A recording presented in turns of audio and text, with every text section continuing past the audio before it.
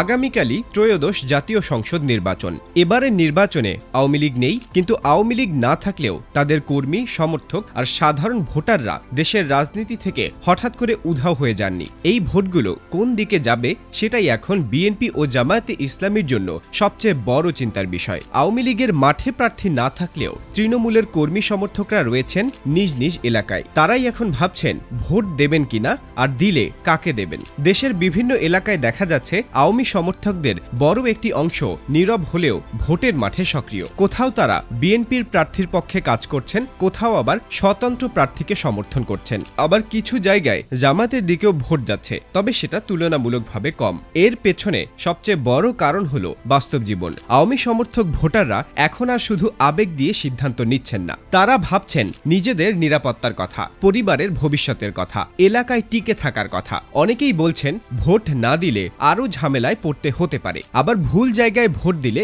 ভবিষ্যতে সমস্যাও হতে পারে। এই দুইয়ের মাঝখানে দাঁড়িয়ে তারা এমন একজনকে বেছে নিতে চাইছেন যাকে তুলনামূলকভাবে নিরাপদ মনে হচ্ছে। এই জায়গাতেই বিএনপি এগিয়ে যাচ্ছে বলে মনে করছেন রাজনৈতিক বিশ্লেষকরা। তাদের মতে আওয়ামী সমর্থকদের বড় একটি অংশ এবার বিএনপির দিকে ঝুঁকছে। এর মানে এই নয় যে জামায়াত একেবারেই আওয়ামী ভোট পাবে না, পাবে, কিন্তু সংখ্যাটা খুব বেশি নয়। বেশিরভাগ ভোটার এমন একটি দলকে বেছে নিতে চাইছেন যাকে তারা মধ্যপন্থী মনে করছেন। বিভিন্ন রাজনৈতিক পর্যবেক্ষণ আর জরিপে যেটা উঠে আসছে সেটা হলো আওয়ামী সমর্থকদের একটি বড় অংশ বিএনপিকে তুলনামূলকভাবে গ্রহণযোগ্য মনে করছেন। এর পেছনে একাধিক কারণ আছে। তার মধ্যে একটি বড় কারণ হলো মুক্তিযুদ্ধের ইস্যু। এবারের নির্বাচনে বিএনপি মুক্তিযুদ্ধের বিষয়টি সামনে নিয়ে এসেছে। অনেকের মতে এটা বিএনপির একটি কৌশল, কারণ জামায়াত ইসলামীর মুক্তিযুদ্ধকালীন ভূমিকা নিয়ে দেশের রাজনীতিতে দীর্ঘদিন ধরেই বিতর্ক আছে। এই বিষয়টি আওয়ামী সমর্থকদের আবেগের জায়গায় কাজ করে। তারা মনে করেন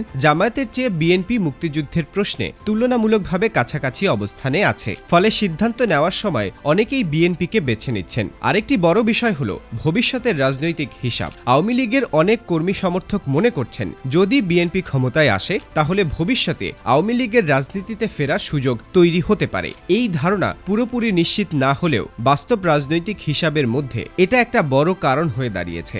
জামায়াত ক্ষমতায় গেলে সেই সুযোগটা আরও কঠিন হয়ে যাবে, এমন ভাবনাও কাজ করছে অনেকের মনে। ঢাকা বিশ্ববিদ্যালয়ের রাষ্ট্রবিজ্ঞান বিভাগের অধ্যাপক কাজী মোহাম্মদ মাহবুবুর রহমান এক বিশ্লেষণে বলেছেন, আদর্শিক দিক থেকে বিএনপি বা জামায়াত কোনোটি আওয়ামী লীগের সঙ্গে পুরোপুরি যায় না, কিন্তু যদি আওয়ামী সমর্থকরা ভোট দিতে যান তাহলে তাদের সামনে মূলত দুটি পথ খোলা থাকে। একদিকে ইসলামপন্থী শক্তি, অন্যদিকে তুলনামূলকভাবে সেকুলার বা মধ্যপন্থী শক্তি। এই বিবেচনায় বিএনপিকেই তারা বেশি পছন্দ করতে পারেন। তবে বিশ্লেষকরা এটাও বলছেন সব আওয়ামী সমর্থক একই সিদ্ধান্ত নেবেন এমনটা নয়। স্থানীয় বাস্তবতা, প্রার্থীর ব্যক্তিগত ইমেজ, এলাকার পরিস্থিতি সব মিলিয়ে ভোটের সিদ্ধান্ত নেওয়া হচ্ছে। কোথাও বিএনপির প্রার্থী শক্তিশালী, কোথাও আবার স্বতন্ত্র প্রার্থী বেশি গ্রহণযোগ্য। সেই অনুযায়ী ভোট ভাগ হচ্ছে। সব মিলিয়ে এবারের নির্বাচন শুধু বিএনপি বনাম জামায়াতের লড়াই নয়, এটা আসলে আওয়ামী লীগের ভোট কার ঘরে যাবে সেই লড়াই। মাঠে না থেকেও